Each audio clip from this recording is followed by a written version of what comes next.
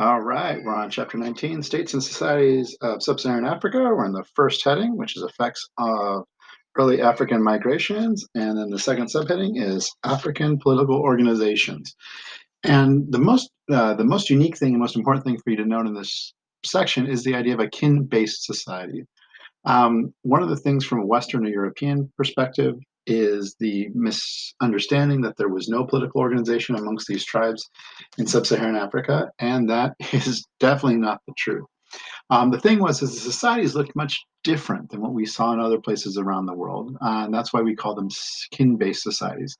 Sometimes they're called stateless or segmentarian societies, and that's because there's nothing really overarching everybody else. These societies, usually kin-based or kind of family-based off of a prominent family, usually don't have a lot of elaborate hierarchies or bureaucracies, and the villages are relatively small, kind of like nomadic people. So the average population of village, individual village might be like 100 people, and again, ruled by the oldest members of that society.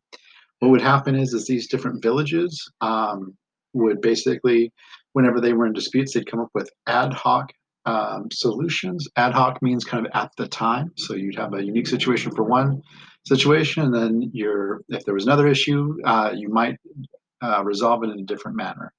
At first, higher government authorities are going to be rare.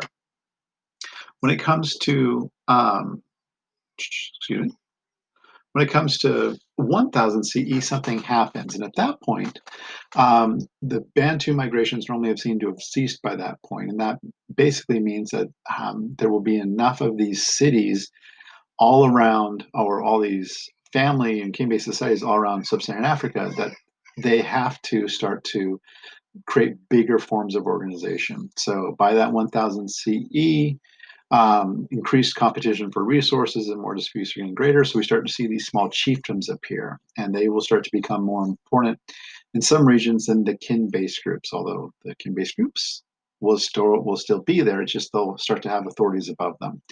And then we'll have some small kingdoms form, such as an If or Benin. But the biggest one we need to talk about, biggest and most centralized, is going to be the Kingdom of Congo.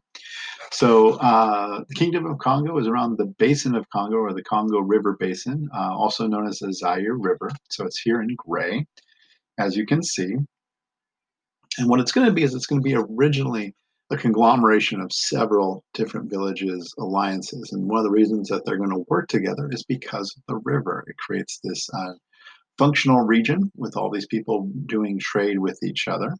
And there are going to be there's going to be centralized rule where some of the kings will be able to, pick local officials or so on and so forth. One of the other unique things about them is going to be the cowries, is their type of currency, which are these types of shells, and they're going to have a decently long run. So what's going to happen is that what's going to end up happening is that they'll rule for a few hundred years, and then eventually the Portuguese slave traders will basically create all sorts of disruptions, which we'll talk about in a later chapter.